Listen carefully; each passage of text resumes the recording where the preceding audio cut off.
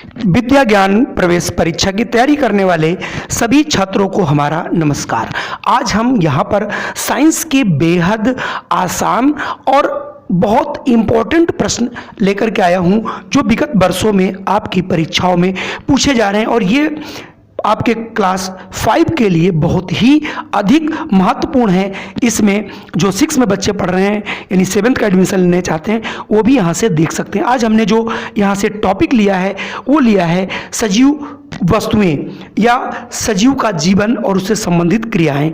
यहाँ पर आपको 35 प्रश्न मिलेंगे और आप लोग अपना कलम और कॉपी निकाल लीजिए और या फिर आप हमारा कमेंट जो है आप नीचे जरूर करते रहिए। तो आइए शुरू करता हूँ आज के वो 35 प्रश्न। आपको इसी तरीके से अब टॉपिक वाइज प्रश्न मिलेंगे। आपके पास बहुत कम समय बचा है, उस समय का आप सदुपयोग करें और जल्द से जल्द सारे वीडियो देखकर अपनी जो है सफलता प्राप्त कर सकते हैं। तो आइए शुरू करता हूं आज का ये वीडियो।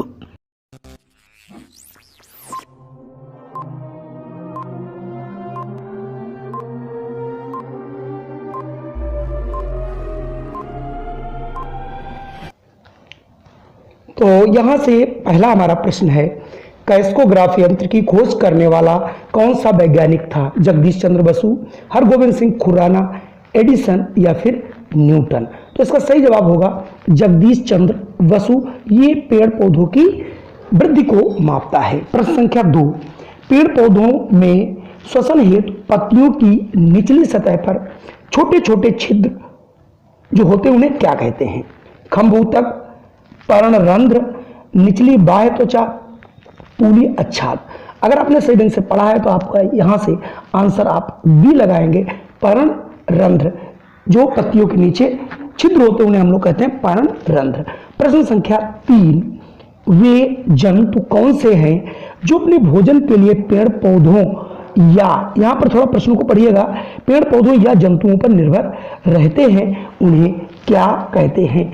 तो उन्हें कहा जाता है, अगर वो पेड़ पौधों पर होता तो उनको हम शाकाहारी कह सकते हैं, लेकिन यहाँ पर उसने या लगा दिया है, इसलिए यहाँ पर जवाब देने से पहले सोचिएगा। तो इसका आंसर हो जाएगा मांसाहारी। मांसाहारी में ऐसे भी जंतु आते हैं जो दोनों का भक्षण करते हैं, यानी साग सब्जी भी खाते हैं और जंतुओं पर भी निर्भर रहते हैं। प्रश्न संख्या 4, प्रश्न संख्या 4 पूछा जा रहा है, वे कौन से पेड़ पौधे हैं जो अपना भोजन स्वयं बनाते हैं? उनमें से उनको क्या कहते हैं? स्वपोषी, परपोषी, शाकाहारी, मांसाहारी। सभी को पता है जो अपना भोजन स्वयं बनाते हैं वो शाकाहारी कहलाते हैं, यानी ऑप्शन ए सही है। अगला प्रश्न 5 है, कीटभक्षी पौधे का नाम बताइए। तो कीटभक्षी पौधा होता क्या है? कीटभक्षी पौधे वे पौधे होते हैं जो दलदली भूमि पर उगते हैं और जिनमें नाइट्रोजन की कमी होती है। उस नाइट्रोजन की मात्रा को पूरा करने के लिए ही ये कीटों का भक्षण करते हैं। इसमें कुकुरमुत्ता नहीं है, वीनस फ्लाई ट्रैप यही है, यहाँ पर आंसर हो जाएगा। अमरबेल भी नहीं है और इनमें से कोई नहीं, वो होना नहीं है। और इसमें 2-3 आपको याद रखना है, ड्रोसेरा है, नेपंथीस है, ये सारे पौधे जो है कीटभक्षी पौधे कहलाते हैं। अब मैं बात करता हूँ क्वेश्चन नंबर 5 की। अच्छा प्रश्न है, कई बार पूछा गया है, कौन से पौधे या वृक्ष की पत्तियां नुकीली हो जाती हैं, जलीय देखा होगा, चौड़ी हो जाती है? मरुस्थलीय वृक्ष, सदाबहार या फिर सभी? सभी तो नहीं होगा। हाँ, जहाँ पर पानी की कमी होती है वहाँ की पत्तियाँ नुकीली हो जाती हैं, वहाँ के पौधे झाड़ीदार होते हैं। इसलिए यहाँ पर आपका ऑप्शन जा रहा होगा मरुस्थली, क्योंकि मरुस्थल में पानी की अत्यधिक कमी होती है, इसलिए यहाँ से आपका आंसर बी वाला हो जाएगा। चलिए बढ़ते हैं प्रश्न संख्या 7 पर। प्रश्न संख्या 7 में है, अंकुरित बीज अपना भोजन तैयार करते हैं, यानी जो भोज अंकुरित पौधे ये जो बीज होते हैं, अंकुरित होते हैं, वो अपना भोजन कहाँ से प्राप्त करते हैं? बीज पत्र से, मूलांकुर से, भूण से या फिर बीज चोल से? तो यहाँ पर बहुत से बच्चे आंसर भूण से लगा सकते हैं, गलत है। यहाँ से जो इनका आंसर निकल के आएगा वो हो जाएगा आपका बीज पत्र। तो इसलिए सही ढंग से आप प्रश्नों को जरूर पढ़ें और तभी आंसर दें। चलिए बढ़ते हैं अगले प्रश्न पर। अगला प्रश्न है, अंडा देने वाला जंतु है बकरी, मुर्गी, चूहा घोड़ा। इसका आंसर सभी बच्चे जानते हैं कि मुर्गी अंडा देती है, यहाँ से ऑप्शन बी वाला बिल्कुल आपका सही हो। चलिए अगला प्रश्न है, स्तनधारी जंतु है मुर्गी, बतख, मछली या फिर गाय। स्तनधारी वे जंतु होते हैं जो अंडे नहीं देते बल्कि बच्चे देते हैं और अपने बच्चों को स्तनपान कराते हैं, तो यहाँ से ऑप्शन डी वाला हो जाएगा गाय। मांसाहारी जंतु है शेर, गाय, बकरी, खरगोश। गाय, बकरी और खरगोश ये सभी आपके जो जंतु हैं वो शाकाहारी हैं, जबकि शेर यहाँ से मांसाहारी जंतु है, निकल के आएगा। अगला है शाकाहारी जंतु, वे ऐसे जंतु जो पेड़ पौधे केवल ग्रहण करते हैं, उनको हम लोग शाकाहारी कहते हैं। उसमें देखिए खरगोश, तो यहाँ से पहला आंसर ही आपका खरगोश हो जाएगा। भालू, चीता, शेर ऐसा नहीं करते। चलिए बढ़ता हूँ अगले प्रश्न पर। अगला प्रश्न हमारा यहाँ पर है 12। तो बीज से नन्हे पौधे का बनना क्या कहलाता है? अंकुरण कहलाता है, या फिर वाष्पोत्सर्जन कहलाता है, या प्रकाश संश्लेषण कहलाता है, या श्वसन कहलाता है? तो सभी बच्चों को इसका आंसर पता होगा, ये कहलाता है अंकुरण। तो यहाँ से ऑप्शन ए आपका बिल्कुल सही होगा। क्वेश्चन नंबर 12 देखते हैं। बीज पत्रों को खोलने पर जो संरचना आपको दिखाई देती है उसे क्या कहते हैं? प्रांकुर, भ्रूण, मूलांकुर या इन सभी को? तो इसका सही आंसर हो जाएगा भ्रूण। जी हाँ। चलिए बढ़ते हैं हम अगले प्रश्न पर। देखिए अगला हमारा प्रश्न 14 है। प्रांकुर से बनता है तना, पत्ती, जड़, ये सभी। तो आपको इसका आंसर देना है, और अगर आपने इसका आंसर सही ढंग से पढ़ा है, चुना है तना, तो आपका आंसर बिल्कुल सही है। चलिए बढ़ते हैं अगले प्रश्न पर। बीज के बाहरी आवरण को कहते हैं बीजचोल, भ्रूण या बीजपत्र या सभी? तो इसको अगर आपने सही ढंग से पढ़ा है तो ये कहलाता है बीज चोल, यानी ऑप्शन ए।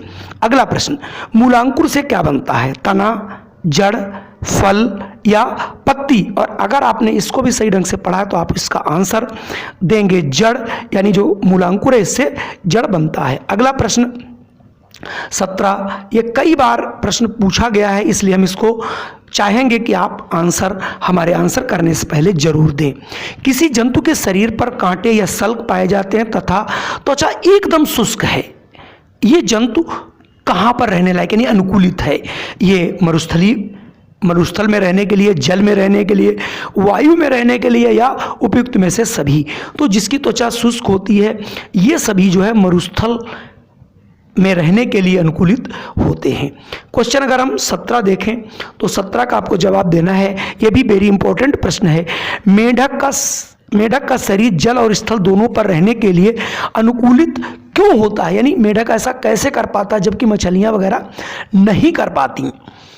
सांस लेने के लिए फेफड़े होते हैं, बिल्कुल सही बात है। त्वचा इसकी नम होती, बिल्कुल सही है। पौधों में पादजाल पाया जाता है, ये भी बिल्कुल सही है। उपयुक्त में से सभी, तो इसका मतलब यहाँ से आपका आंसर निकल के आ जाएगा डी, उपयुक्त में से सभी। चलिए बढ़ते हैं अगले प्रश्न पर। यह भी प्रश्न मैं कई बार आपको प्रश्नों में पूछ चुका हूँ। कौन बीजों के द्वारा अंकुरित नहीं होता? गुलाब, गेहूं, धान, मटर। आपने देखा होगा आपका गेहूं है, धान है, मटर है, ये सभी बीजों के द्वारा अंकुरित होते हैं, जबकि गुलाब की देखा होगा आप लोग कलम लगाते हैं। तो इसलिए यहाँ से ऑप्शन ए वाला बिल्कुल सही हो जाएगा। चलिए बढ़ते हैं अगले प्रश्न पर। अगला प्रश्न हमारा 20वां बेहद इंपॉर्टेंट है। बीज के अंकुरण के लिए क्या आवश्यक है? वायु, जल तथा उचित ताप, वायु, जल और मिट्टी, वायु, जल और खाद, प्रकाश, वायु और उचित ताप। तो किसी भी पौधे को अंकुरण के लिए 3 चीजें बेहद जरूरी होती हैं। पहला वायु, दूसरा जल और तीसरा ताप, यानी ऑप्शन यहां से आपका ए वाला बिल्कुल सही हो जाएगा। चलिए बढ़ते हैं। दूसरा प्रश्न हमारा 21 नंबर पे जो प्रश्न है, अधिक बीज वाला फल है आड़ू, अनार, लीची, आम। सभी जानते हैं लीची में भी एक ही बीज निकलता है, आपका आम में भी और आड़ू में भी। तो यहाँ से अनार में देखा होगा असंख्य मतलब ढेर सारे दाने उसमें दिखाई पड़ते हैं, जिनको आप खा करके आनंद लेते हैं। क्वेश्चन संख्या 22। एक बीज वाला फल है। ये तो बच्चे सभी जानते होंगे कि इसमें एक बीज पाया जाता है। अनार, नींबू, संतरा और आम। तो ऊपर आपको बता चुका हूँ, आम जो है तो उसमें एक ही बीज पाया जाता है, अनार में ढेर सारे बीज होते हैं, नींबू में भी होते हैं और आपके संतरे में भी होते हैं। अब देखिए अगला प्रश्न, 23 और 24 और 25 ये तीनों बेहद इंपॉर्टेंट प्रश्न हैं क्लास 5th के लिहाज से।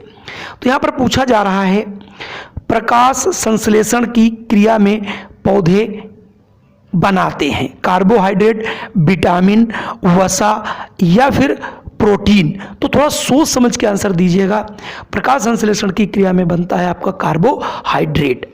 अगला प्रश्न है, पत्तियों में हरा रंग होता है क्यों? जैथोफिल के कारण, क्लोरोफिल के कारण, कैरोटीन के कारण, लौह यौगिक के कारण। तो ये भी प्रश्न सभी बच्चे पढ़े हैं और इसका आंसर भी सभी बच्चे जानते हैं कि क्लोरोफिल के कारण पत्तियों का रंग जो है वो हरा होता है। अब बात करेंगे 25वां प्रश्न, मेढक कैसा जंतु है? उभयचर, नभचर, थलचर, जलचर। थोड़ा सोच समझ के दीजिएगा, क्योंकि ये जो हमारा जैसे जोक है, सांप है कुछ, और आपके जो कछुआ है और मेढक है, ये दोनों जल और थल दोनों में जो रहते हैं उन्हें बोलते हैं उभयचर। तो यहाँ से आपका आंसर हो जाएगा उभयचर। चलिए मैं बढ़ता हूँ अगले प्रश्न पर। अगला प्रश्न बेहद इंपॉर्टेंट है, मछलियों में श्वसन के लिए प्रमुखता अंग कौन होते हैं? त्वचा, मुख गुहा, गलफड़े या फिर फेफड़े। तो इसका आपने अगर बहुत अच्छे ढंग से पढ़ा है, ये प्रश्न बहुत बार पूछा गया है। तो मछलियों में जो हैं वो होते हैं आपके गलफड़े, यानी ऑप्शन सी वाला बिल्कुल सही होगा। अगला प्रश्न भी बेहद इंपॉर्टेंट है, पौधे प्रकाश संश्लेषण में कौन सी गैस लेते हैं? मतलब कौन सी गैस लेते हैं? कार्बन डाइऑक्साइड, ऑक्सीजन, नाइट्रोजन या फिर हाइड्रोजन। सही आंसर होगा कार्बन डाइऑक्साइड। कार्बन डाइऑक्साइड प्रकाश संश्लेषण में लेते हैं और उसी समय ये ऑक्सीजन का निर्माण करते हैं। अगला प्रश्न है, प्रकाश संश्लेषण में कौन सी गैस निकलती? इसका आंसर मैंने जस्ट आपको बता दिया है कि कौन सी गैस निकलती है, हाइड्रोजन, ऑक्सीजन, नाइट्रोजन या फिर कार्बन डाइऑक्साइड। सही जवाब होगा ऑक्सीजन। अगला प्रश्न, जंतु श्वसन में कौन सी गैस ग्रहण करते हैं? जंतु में हम सब आते हैं, तो हाइड्रोजन, कार्बन डाइऑक्साइड, नाइट्रोजन या फिर ऑक्सीजन। सही आंसर हो जाएगा ऑक्सीजन। कार्बन डाइऑक्साइड लेते हैं और ऑक्सीजन गैस हम लोग निकालते हैं। अगला प्रश्न है, सजीव पदार्थ है, यानी पदार्थ का मतलब यहाँ से आप जंतु भी ले सकते हैं। यहाँ पर कौन सा ऐसा जो जीवित है यानी सजीव है? घोंघा, मोटर, रेडियो, पंख।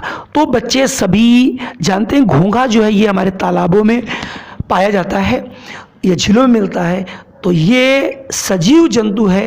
तो इसका आंसर सी यहाँ से हो जाएगा। चलिए बढ़ते हैं अब कुछ ऐसे प्रश्नों की ओर जो चित्रों पर आधारित हैं और इसमें से एक प्रश्न जरूर पूछा जाता है। चलिए अगला हमारा प्रश्न है, निम्न में कौन सजीव है?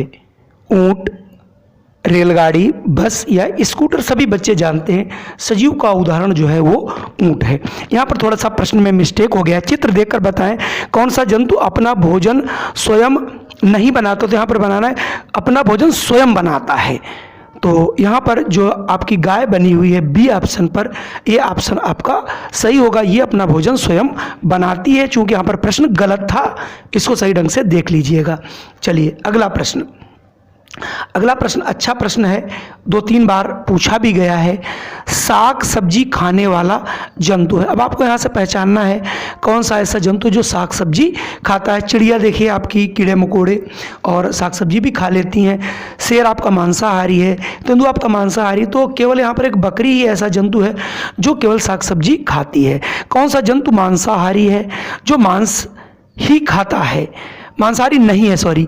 तो देखिए आप हाथी जो है ये मांसाहारी जंतुओं में नहीं आता। यहाँ पर एक अंतिम आपसे प्रश्न पूछा जा रहा है, निम्न में कौन सजीव निर्जीव है, यानी जिसमें जीवन नहीं है। तो आपने यहाँ से देख लिया होगा कुर्सी जो है वो निर्जीव है। तो आज के हमारे ये प्रश्न कैसे लगे, हम इसके बाद अब आपको टॉपिक वाइज ऐसे ही 30-30, 35-35 प्रश्न लेकर के आएंगे। अगर आपको ये हमारा वीडियो पसंद आया हो तो कृपया इसे लाइक कर दीजिए, और अगर चैनल पे पहली बार आए हैं तो आप इसे सब्सक्राइब कर लीजिए, बेल आइकन दबा दीजिए, जिससे आपको हमारा नोटिफिकेशन सबसे पहले मिल सके और आप हमारा वीडियो सबसे पहले देख सकें और अपनी विद्या ज्ञान की जो परीक्षा है उसे उत्तीर्ण करने में आपको सहायता मिल सके।